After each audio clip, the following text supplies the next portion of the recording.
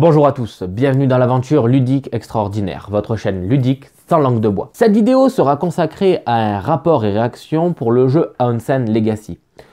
Pour ceux qui se demandent ce qu'est le Onsen Legacy, je vous invite à aller regarder la découverte du jeu. Pour ce qui est du rapport et réaction, c'est un format nouveau sur la chaîne. L'idée est la suivante, je fais une partie, je vous dis à travers un petit format de 1 à 2 minutes par partie, peut-être plus. Je vous dis un petit peu ce que j'ai à dire sur la partie que je viens de vivre. Quoi exactement? Comment? On va parler des émotions, parfois des stratégies. Bref, je vais vous dire ce que le jeu m'a fait ressentir, ce que le jeu m'a fait vivre moi personnellement. Il se peut que je passe à travers pas mal de choses à travers ma partie au niveau sensation, émotion, communication que le jeu essaye de faire passer. Mais c'est bien là le sujet. L'idée est de vous dire ce que j'ai ressenti à travers 1, 2, 3, etc. parties. Bien évidemment, il ne s'agit pas d'un bilan. Ce bilan sera fait dans une vidéo ultérieure qui sera vraiment consacrée à un bilan. Pour ce qui est du rapport et réaction de cette vidéo pour Onsen Legacy. Pour les 3 premières parties, j'ai oublié de prendre des photos, j'ai oublié de filmer parce que j'étais pas encore sûr si j'allais le faire sur Onsen Legacy. Donc, on va dire que ça va être illustré de manière assez plate sur les 3 premières parties, mais après ça va être un peu plus dynamique. Vous allez voir, j'ai fait plusieurs parties, je peux vous en témoigner de cette manière là. Bref, trêve de bavardage, on passe tout de suite au vif du sujet. Bien bon, du coup, vu que c'est un petit peu nouveau, je sais pas trop comment je vais m'y prendre. Ceci dit, je viens de terminer ma première et ma deuxième partie d'Onsen Legacy. Donc du coup, qu'est-ce qui en ressort? Déjà au niveau du matériel, absolument rien de perturbant. Le matériel ne casse pas 3 pattes à un canard, comme qui dirait, et reste relativement simple. Des cartes, des intercalaires, pas grand chose au final. De prime abord, je le trouve du coup, pour ce qui est à l'intérieur, un peu onéreux par rapport au prix. Ça, c'est déjà un petit peu ce qui m'a marqué. Ensuite, pour ce qui est de l'histoire et du gameplay, donc la prise en main du jeu et du matériel est très facile, très fluide, on est assez bien pris par la main, je trouve. Les règles ne sont absolument pas compliquées, c'est très facile, très simple aussi. Donc déjà, ça c'est plutôt un très bon point. Ceci dit, on arrive à la première mise en place et au final, on se rend compte que c'est assez plat au niveau de la narration, hein, ça raconte pas grand-chose.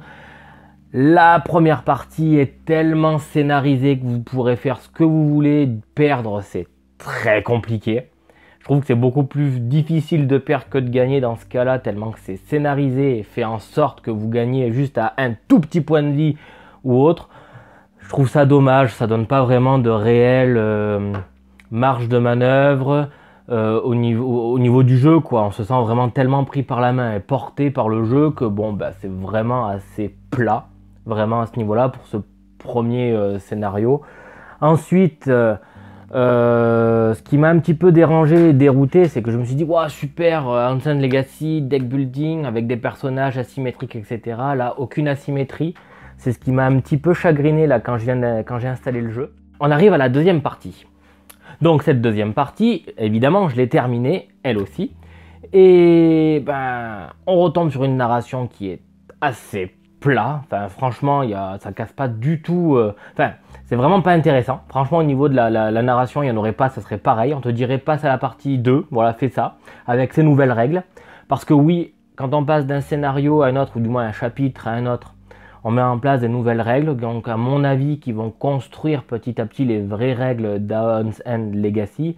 Qu'est-ce qui apparaît un petit peu dans ce deuxième chapitre? La personnalisation d'une carte dans votre deck, liée à votre personnage. Pas grand chose, on est bien d'accord. Ceci dit, on peut absolument pas encore dire qu'on a un personnage qui va servir, on va dire, pour attaquer, et un personnage qui va servir pour défendre et soigner. Je ne l'ai pas précisé dans la première partie et à la mise en place de ma campagne à Onsen de Legacy, mais je joue avec 2 personnages. Voilà, uniquement 2 personnages. Et là encore une fois au niveau gameplay, bon, il y a des choses qui avancent, il y a le système d'évolution qui commence à être présenté. C'est intriguant, intéressant, mais encore une fois c'est très scénarisé au niveau des chapitres, même de l'affrontement même de la Némésis. t'es tellement pris par la main que c'en est déroutant. On a l'impression de vraiment pas vraiment jouer en fait et de lire des cartes et voilà. Bien que là on a quand même cette sensation qu'on te laisse un peu plus de marge de manœuvre, on sent que tu as peut-être un peu plus d'impact, mais sincèrement un personnage, une Némésis à 40 points de vie, c'est pas énorme, on va pas se le cacher quoi. Voilà. Donc ce Bladius, c'est bon, on l'a pris, on l'a dégagé. Et on arrive à cette donc troisième partie et je vous en parle tout de suite. Donc dans cette troisième partie, que j'ai enchaîné les 3 parties de suite, et cette troisième partie s'est avérée être un peu plus intéressante.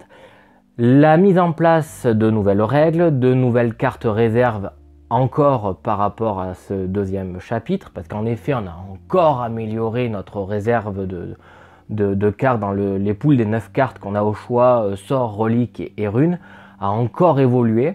Et c'est très très bien mené, on doit en remplacer 2, etc. Ça offre vraiment une certaine modularité. Déjà au niveau du jeu, on peut l'orienter un petit peu comme on veut, on peut plus facilement s'adapter.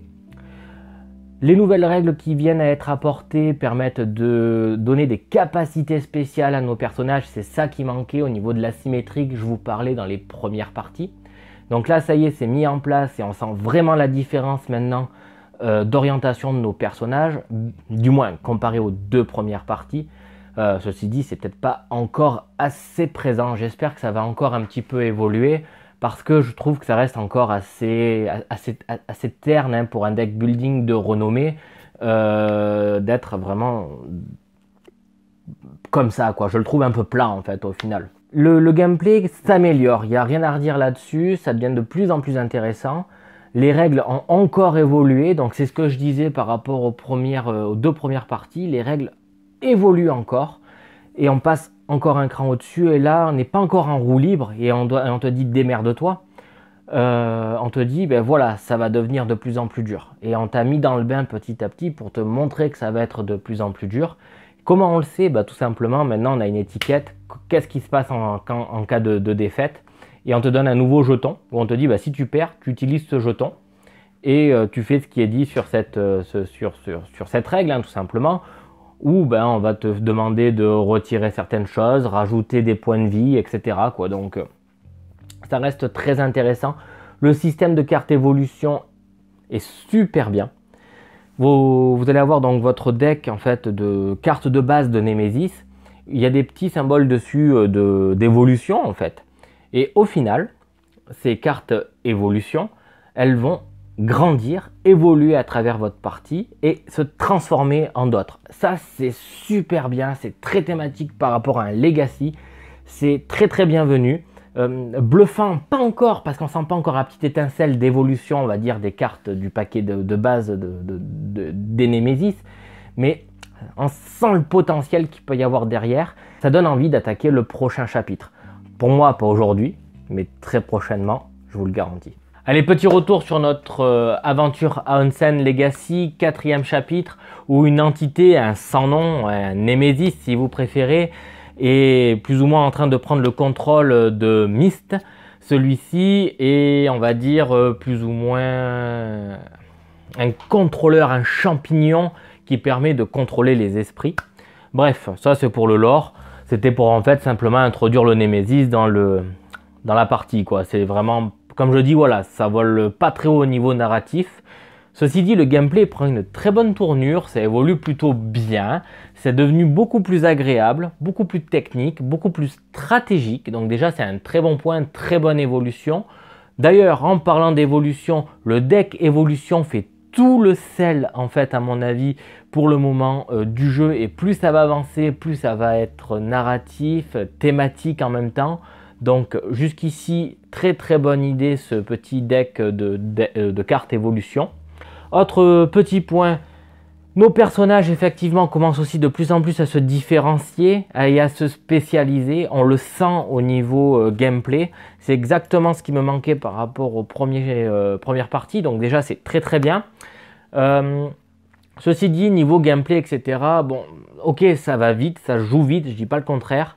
Par contre là, par exemple, vous voyez ce Némésis qu'on a affronté, je l'ai trouvé relativement facile, encore une fois. Vraiment, pas vraiment d'énormes obstacles. Nos personnages sont déjà assez forts, j'ai envie de dire. Par contre, ce que je vais faire à l'avenir, parce qu'à chaque fois je me fais avoir depuis le début, c'est pour la préparation du chapitre suivant. Donc là par exemple pour le chapitre 5, je vais déjà faire la mise en place, je vais déjà mettre tous les autocollants et tout, parce que ça prend quand même un minimum de temps. Et quand on veut se lancer dans une partie, je trouve qu'ils auraient dû faire un système de cartes à la fin où tu mets tous les autocollants de suite, même si ça spoil la suite, on s'en fout, on va la faire la partie. Ils auraient dû le faire. Comme ça, tu installais tout à la fin de ta partie. Et quand tu commençais la nouvelle partie, boum, t'es parti, t'es lancé, t'y vas, tu vois. Et je trouve que ça, c'est dommage qu'il l'ait fait, on va dire, en 2 temps. Tu as des autocollants de fin de partie et tu as des autocollants de début de partie. C'est un peu lourd, je trouve, au niveau de la mise en place avant de se lancer. Voilà. Autre petit détail, au niveau du matériel en soi, effectivement, c'est un deck building. Donc, vous allez brasser beaucoup de fois les mêmes cartes. C'est super dommage de se dire, on ne peut pas tout sleeve à l'avance, on ne peut pas connaître la quantité de cartes exactement à la sleeve. C'est super dommage. Je suis même pas sûr que tout en plus rentrerait dans la boîte, mais c'est clair que ça, à force d'être manipulé, très manipulé et souvent manipulé, les cartes s'abîment assez rapidement. Du moins moi déjà voilà, je suis à 4 parties, j'ai pas perdu donc c'est 4 parties c'est tout. Mes cartes commencent déjà à coller et ça m'agace déjà. Voilà, donc pour la suite c'est un petit peu contraignant. Ce que j'ai tendance aussi à regretter, c'est que j'ai l'impression qu'on va ajouter de plus en plus de petits jetons. Vous voyez par exemple voilà, pour cette Némésis on a ajouté des petits jetons comme ça. Bon, c'est bien, mais et après j'en fais quoi? Je les prends, je les jette dans la boîte. Il aurait peut-être fallu avoir des petits récipients chaque fois pour les ranger, que ce soit propre au moins. Et c'est encore une fois, ça met un petit peu en exergue un legacy. Vous faites votre legacy, vous le terminez et après. Et ce et après, cette question, je me la suis posée lorsque je me suis mis en fait à découvrir les autocollants donc, de ce chapitre 4 qui consistaient à armer entre guillemets avec des armes personnelles à nos personnages. Spécifiques, etc. Et ils disent, voilà, c'est très bien pour la campagne Legacy, par contre, si vous venez à le jouer en normal, ce personnage deviendra beaucoup trop fort. Ah d'accord, ça veut dire que lorsque je finis mon Legacy, où on m'a dit, vas-y, c'est bon, c'est parti, tu peux rejouer tes personnages, etc. contre les Némésis, en fait, c'est déjà trop fort. Donc ça me fait un peu poser question, ça m'interroge, et je me dis, bon, c'est dommage. Ça, c'est super dommage. Je trouvais que dans ce que j'ai vu aussi au niveau des gameplays du Némésis normal, les Némésis étaient censés être aussi difficiles et je ne retrouve pas vraiment cette difficulté là. Oui, donc du coup pour revenir sur le système de difficulté, vous me direz ouais mais regarde sur les Némésis, tu as toujours un petit truc ici pour plus de difficulté. D'accord, ok, j'entends. Mais à quel moment on pense que le jeu est trop difficile? On joue en mode normal avant de jouer en mode difficile. Enfin, moi, je le vois comme ça. Je découvre Némésis. Je n'y ai jamais joué avant. À quel moment je me dis, je vais jouer avec le mode difficile qui est à côté? Je me dis, je vais jouer avec le mode difficile à côté lorsque j'aurai fini toute ma campagne Legacy et que je voudrais à nouveau affronter la moisissure rampante, pour le coup. Et voilà, pas avant.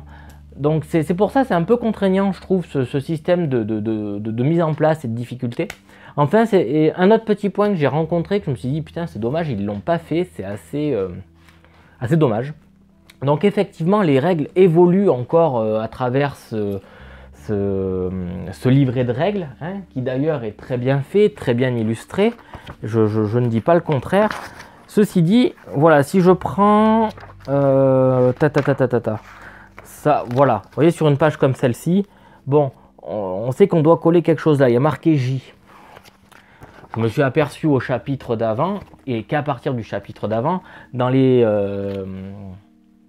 choses à ouvrir, on te dit ouvrez l'encadré Vision 7, tac, qu'il y avait en fait des lettres qui indiquaient où coller. Alors pendant un moment j'ai cherché, pour essayer de coller au bon endroit. Donc faites attention quand vous décollez tous les autocollants, etc. sur ces petites fiches cartonnées.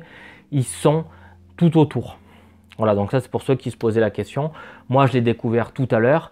Il aurait peut-être fallu, je pense, hein, au niveau du livret de règles, préciser à un moment, voilà, quand vous allez ouvrir tel truc, regardez bien autour. C'est là où vous allez avoir les lettres pour venir coller les autocollants. C'est rien, ça mange pas de pain, il aurait peut-être fallu le faire. Parce que ça a fait gagner aussi énormément de temps pour installer les autocollants dans le livret de règles. Voilà.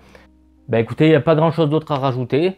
Est-ce que j'ai envie de me lancer dans la suite de l'aventure? J'ai envie de dire oui. Par contre, quand même aujourd'hui avec un peu moins d'enthousiasme que les fois précédentes. Parce que mine de rien, les parties restent quand même d'une heure, un peu plus d'une heure. On ne peut pas les enchaîner si facilement que ça avec toute la quantité d'autocollants qui sont à coller, les nouvelles règles qui sont à assimiler aussi. Donc directement la rejouer, peut-être pas, mais demain, très certainement. Bien, bon, finalement, j'ai décidé de faire le chapitre suivant. Donc c'est le chapitre 5 si je me souviens bien. Voilà, la nuit la plus sombre. Donc bon, dans la dynamique de ma lancée, j'ai fait toute l'installation, etc.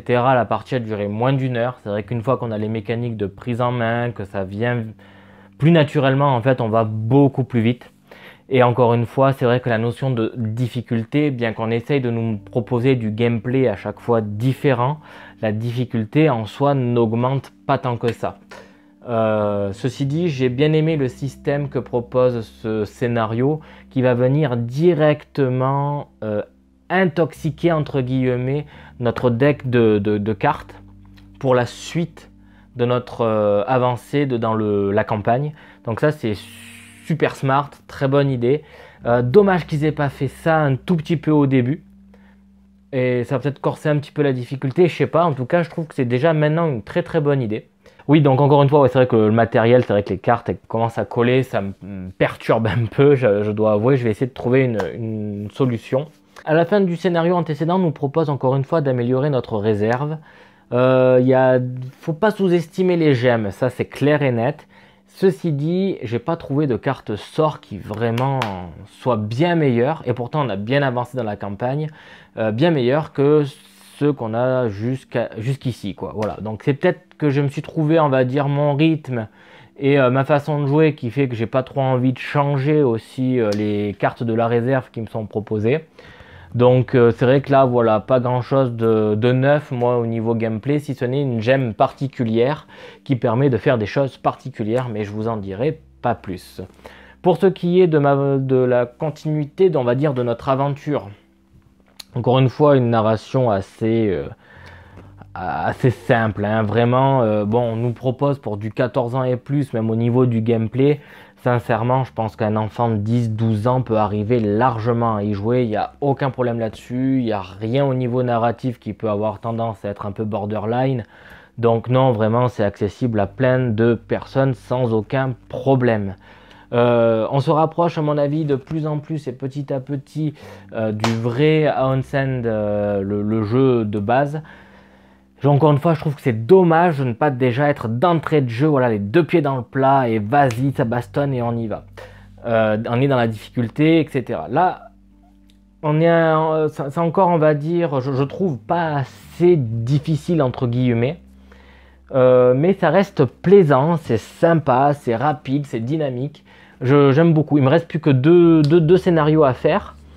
Et c'est là, à partir de maintenant, que je commence plus ou moins à apprécier vraiment le potentiel que peut m'apporter le jeu. Et je trouve que c'est trop tard, c'est dommage en fait. Dommage parce que j'aurais pu, on va dire, encore plus en profiter dès la première partie. Et ouais, ben voilà, donc c'est un petit peu le problème qu'on a avec les Legacy. C'est que parfois, on va dire, le vrai sel arrive vraiment tard dans la campagne. Donc c'est un peu dommage. Quid de la rejouabilité? Là encore une fois, le jeu nous propose et nous impose de faire quelque chose de particulier sur nos cartes gemmes, qui fait qu'on ne peut pas rejouer avec les personnages qu'on a créés, avec les cartes qu'on a, dans une partie ultérieure quand on a fini la campagne. Ce qui fait que si par exemple on vient à jouer à 4 joueurs, eh ben on a bousillé toutes les cartes gemmes du jeu, et donc on est dans la meule, on ne peut pas jouer. Enfin, du moins pour le moment, je n'ai pas vu de nouvelles cartes gemmes qui viennent à être de base et pour pouvoir jouer par la suite. Donc je trouve ça super dommage. D'autant plus qu'il y a forcément des démons, enfin des némésis, hein, comme celui-ci par exemple, qui une fois la campagne passée, il n'a plus aucun intérêt en fait. Donc quand on parle de rejouabilité d'Townsend Legacy après le Legacy, je commence à vraiment me poser des questions. Je pense que ça devient impossible et je commence petit à petit à regretter cet achat entre guillemets pour le moment, quoi. Voilà. Mais il y a toujours des surprises qui peuvent m'être réservées par la suite, donc on va essayer de modérer un peu mes propos. Depuis le début, on a vu qu'il y a vraiment un esprit crescendo au niveau du gameplay, de la difficulté. Donc ça se trouve, ça va se continuer. Il nous reste donc 2 aventures à faire pour avoir, on va dire, le fin mot de l'histoire, bien que là, vraiment, la narration est assez basique. Hein. Si je dois vous résumer un petit peu la narration, ça ne va rien vous spoiler du tout. Ils auraient pu mettre scénario 1, tu bats lui, scénario 2, tu bats lui, scénario 3, tu bats lui, avec tel type de règles, tel type de règles, parce que la narration n'apporte absolument rien. Donc, pour rien vous cacher, la narration, vous partez comme 2 personnages qui sont des noobs. Il y a un gros méchant qui arrive, vous aidez à combattre le gros méchant a détruit la ville dans laquelle vous étiez, vous êtes un groupe de réfugiés qui va affronter 2-3 trucs et qui va faire 2-3 aventures au passage et trouver 2-3 réfugiés, vous créez une nouvelle société, vous devez défendre cette société. Pour le moment, voilà un petit peu où j'en suis. Donc ça sonne un peu creux, hein. Clairement, thématiquement, ouais c'est là et après. Et la lecture n'apporte vraiment pas grand chose. Et je trouve sincèrement que la trame narrative est tellement, on va dire, presque inutile, que je ne lis même pas l'histoire qui est en bas des Némésis. Ça raconte un peu leur histoire, d'où ils viennent, etc. quoi. Donc c'est pour vous dire que la narration, elle n'a aucun impact sur votre partie. C'est dommage. On aurait peut-être pu trouver quelque chose. Il y aurait peut-être pu y avoir une mécanique qui permettait de, par exemple, proposer un système de double axe au niveau de la narration et de la campagne. Je ne sais pas. Ça aurait été possible. Je pense qu'il l'aurait fait, mais là, pour le coup, c'est pas le cas.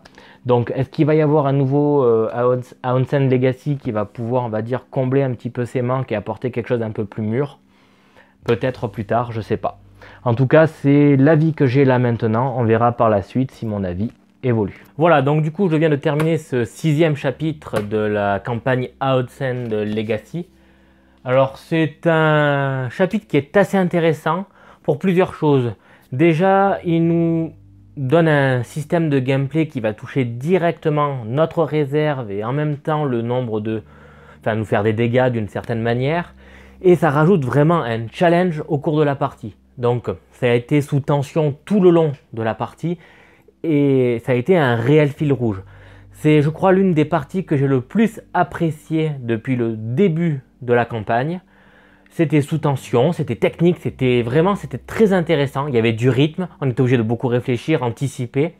Le hasard, bien que sur le tour de jeu, est toujours un petit inconvénient. J'ai réussi à trouver une solution pour pallier à ce problème de hasard au niveau des tours de jeu grâce à une capacité spéciale qui peut être débloquée dans l'avenir au cours de votre campagne. Donc je l'ai eu au fin de chapitre 5, ou c'est écrit début de chapitre 6, je sais plus. En tout cas, ça m'a énormément aidé pour justement pallier à ce problème de tour de jeu qui était vraiment pour moi une tension par rapport à ce qu'allait apporter comme inconvénient la Némésis du chapitre 6. Au niveau du gameplay, ça a été assez... la même chose par rapport aux parties d'avant, mais c'est logique puisqu'on est sur le même type de carte et après on s'habitue à construire son jeu autour de ces cartes-là. Ceci dit, pas de défaite, on est sur quelque chose qui fonctionne super bien, donc on va continuer comme ça pour aller chercher ce dernier chapitre. Ensuite, oui, je tenais à dire que j'ai fait quand même une pause à peu près de 72 heures entre mon chapitre 5 et mon chapitre 6, ce qui fait que j'ai énormément eu hâte d'attaquer mon chapitre 6. J'y suis allé avec énormément d'engouement, d'envie, et ça, c'est vraiment très positif. Ce que je regrette, ceci dit, c'est tout simplement que j'ai l'impression que ce challenge, finalement, qu'apporte le jeu n'arrive qu'en fin de campagne. C'est trop dommage, parce que vraiment, la tension est là. C'est très agréable lorsqu'on arrive vraiment à vouloir découvrir encore plus un jeu. Et c'est dommage d'être freiné en se disant il me reste maintenant aujourd'hui plus qu'un chapitre, l'ultime chapitre, le chapitre 7. Et c'est, on va dire, un petit peu avec regret que je vais l'attaquer parce que je me dis j'aurai plus rien derrière. Donc on verra, il y aura peut-être des surprises, tout ça, je dis pas le contraire. Mais là, en tout cas, je suis très agréablement surpris par ce chapitre 6 qui était en tension tout le long. Ensuite, pour ce qui est de l'évolution en soi du matériel, bon ben clairement les cartes j'ai pas trouvé d'autre solution. Je me disais qu'il ne me restait plus que 2 chapitres, donc j'ai pas trouvé de solution, donc alternative à mon problème de cartes qui viennent à coller. Pour ceux qui viennent à acheter le jeu, les sleeves, sincèrement, je pense pas que ce soit vraiment nécessaire. Une fois que vous aurez terminé la partie du chapitre 7, s'il y a vraiment une rejouabilité, ça serait vraiment une bonne idée peut-être d'investir dessus, mais pour le moment je n'en suis pas là. En tout cas, moi là pour le moment, j'ai hâte d'attaquer mon dernier chapitre. Et voilà, je viens de terminer du coup le dernier chapitre d'Aonsen Legacy, le chapitre 7. Ceci dit, une petite surprise nous attend. Mais avant d'y venir, il faut savoir que j'ai quelques petites choses à reprocher à ce chapitre 7. Déjà, je l'ai trouvé beaucoup trop facile pour un dernier chapitre.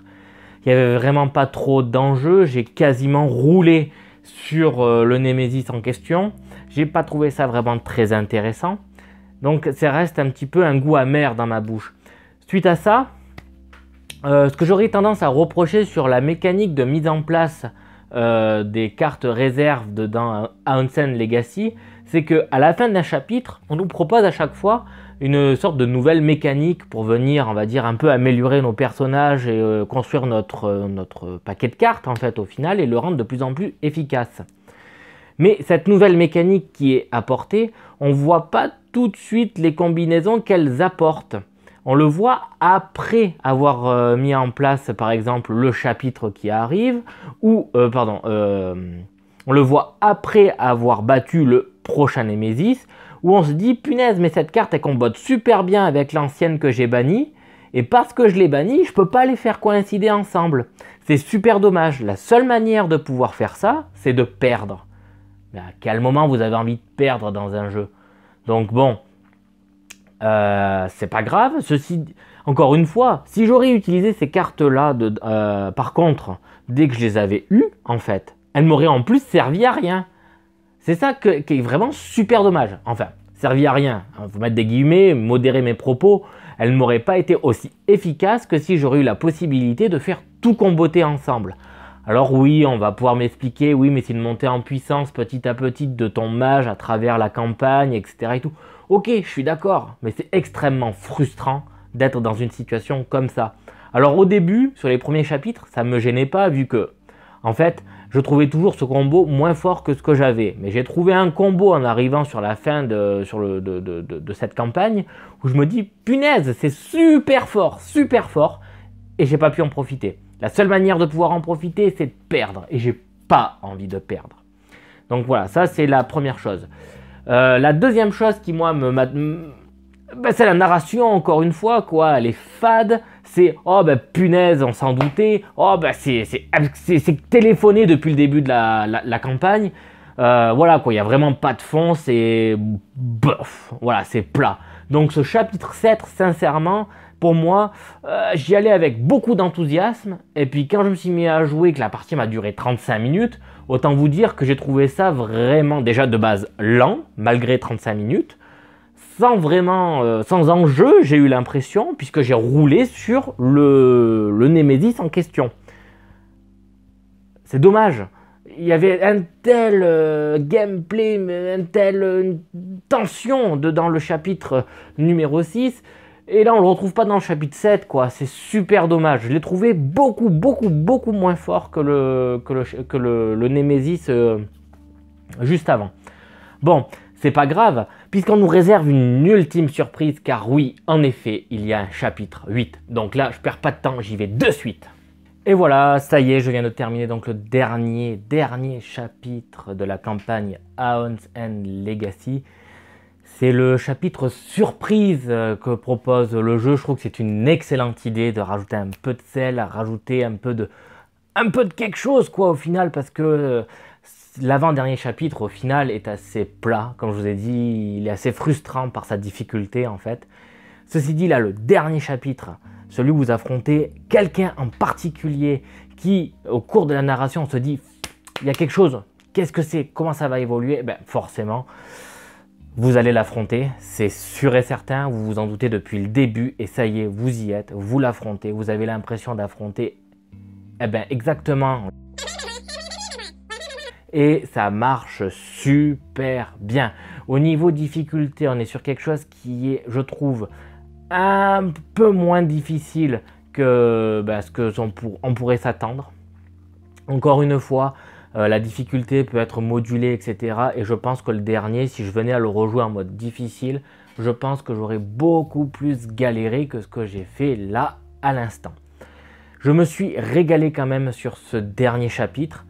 En fait, il va être plein de nostalgie puisqu'on repense à tous les chapitres qu'on a fait avant. On se dit qu'on a vécu une histoire. Bien que la narration soit assez pauvre, on se dit on a fait évoluer notre mage. Et effectivement, quand on arrive à la fin de la campagne, on nous donne un petit livret comme celui-ci.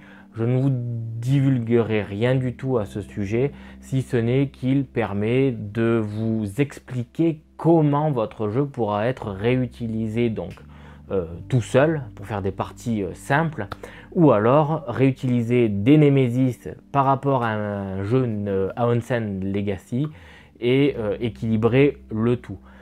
Ceci dit, il précise quand même que les mages que nous avons constitués jusqu'ici sont forts, et je le confirme, avec les bonnes combinaisons, les bonnes cartes de réserve, votre personnage est super fort.